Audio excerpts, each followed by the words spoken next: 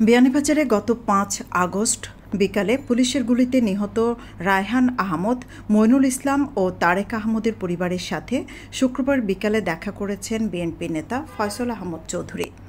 ২০১৮ সালে একাদশ সংসদ নির্বাচনে ধানের শীষ প্রতীক নিয়ে প্রতিদ্বন্দ্বিতা করা বিএনপির এ নেতা অনাকাঙ্ক্ষিত ঘটনায় তাদের স্বজনদের কাছে দুঃখ প্রকাশ করেন এবং নিহতদের রুহের মাগফিরাত কামনা করেন।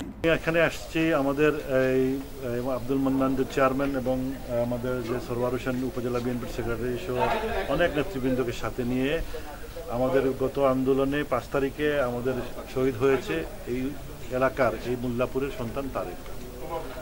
কত নির্মমভাবে তাকে হত্যা করা হয়েছে এটা অবর্ণনীয়। তার মায়ের কাছ থেকে যে বক্তব্য শুনলাম, একটা ছেলেকে হাত কড়া বাঁধা অবস্থায় কিভাবে মানে একদম কাছে থেকে গুলি করে হত্যা করা হয়, নির্মমভাবে তাকে সীমাহীন নির্যাতন করা হয়েছে। তার একটাই শুধু অপরাধ ছিল, সে বাংলাদেশ জাতীয়তাবাদী দলের রাজনীতি করত। সুদর্শন সেই যুবককে তার মায়ের বুক খালি করা হয়েছে। তো আমি বলবো যে এই স্বৈরাচারী সরকার এদেশে বিগত ১৫ বৎসর ধরে আমাদের বুকের উপর চেপে বসে জগদ্দল পাথরের মতো অত্যাচার নির্যাতন চালিয়েছিল এবং কত হাজারো ছাত্র জনতাকে গুম করা হয়েছে, হত্যা করা হয়েছে, তাকে মামলা হুলিয়া দেওয়া হয়েছে, বন্দী করা হয়েছে, নির্যাতন করা হয়েছে, সীমাহীন নির্যাতন। সবাইকে আমি অনুরোধ জানাচ্ছি, ধৈর্য ধারণ করুন। মেসেজ ইজ ক্লিয়ার যে কোনো ধরনের অন্যায় অত্যাচার করা যাবে না, কারো বাসা বাড়িতে হামলা করা যাবে না। যারা আজকে এই হত্যাকাণ্ডগুলোর নিন্দন দিয়েছে তাদের বিচার হবে। বন্ধু আসিল তারেক, গেটের সামনে আমরা আসলাম, গেটের লামাত তখন একটা পুলিশের তারা আক্রমণ করছে। করার পরে আমরা তিন বন্ধু আসলাম, বন্ধু একটু হরাইল আসছিল, আমরা দুজন আসলাম একলগে। তখন আমরা ওদিকে পালাইছি আর আমার বন্ধুটা এখন গেটের সামনে আসিল। তখন আমরা তো গেছি গিয়ে আমরা দু বন্ধু একলগে তো তারা গুলি করছে।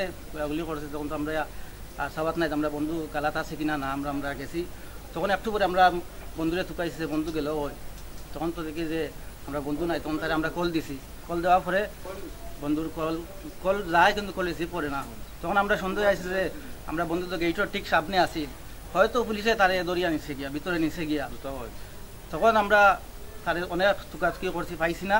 হসপিটাল গেছি, পাইছি না। হসপিটাল গেলে লিস্ট দেখছি, লিস্ট দেখার পরে লিস্টও নাই।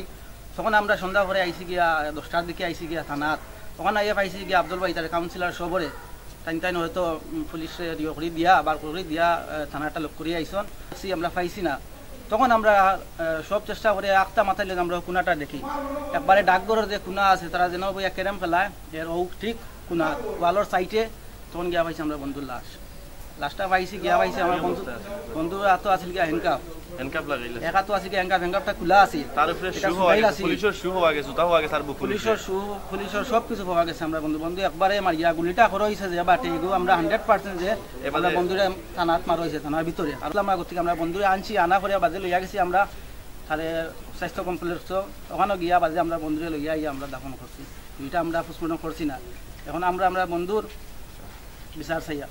এ সময় বিএনপি নেতা ফয়সাল আহমদ চৌধুরীর সাথে উপস্থিত ছিলেন বিয়ানীবাজার উপজেলা বিএনপির সাধারণ সম্পাদক সরওয়ার হোসেন। বিয়ানীবাজারে TNT রোডে ইবনে আল মতিন টাওয়ারে রেডি ফ্ল্যাট ভাড়া দেওয়া হচ্ছে। শীতাতপ নিয়ন্ত্রিত কক্ষ, attach bathroom, kitchen, dining, lift, CCTV, বিশাল পার্কিং ও ছাদ সহ থাকছে শিশুদের জন্য বিনোদনের ব্যবস্থা। মোল্লাপুর ইউনিয়ন পরিষদের চেয়ারম্যান MA মান্নান, তিলপাড়া ইউনিয়নের চেয়ারম্যান মাহবুবুর রহমান, বিএনপি নেতা মানিক মিয়া, আলী আহমদ মেম্বার, আব্দুর রাজ্জাক, প্রচার ও প্রকাশনা সম্পাদক ফয়েজ আহমদ, যুবদলের যুগ্ম আহ্বায়ক MA হাসনাত জামিল, জানে আলম, ছাত্রদল নেতা মাসুদ আজহার অলি, সিলেট জেলা ছাত্রদলের সহ সাংগঠনিক সম্পাদক রেদওয়ান আহমেদ, মহানগর ছাত্রদলের আপ্যায়ন সম্পাদক সান্নি চৌধুরী, জেলা ছাত্রদল নেতা শাহান আল মাহমুদ, বিয়ানীবাজার উপজেলা ছাত্রদলের সিনিয়র যুগ্ম আহ্বায়ক এনামুল ইসলাম, যুগ্ম আহ্বায়ক হাবিবুর রহমান চৌধুরী ফাহিম, শাহেদ আহমদ সহ আরও অনেকে। সৈয়দা আখি হক, ABTV।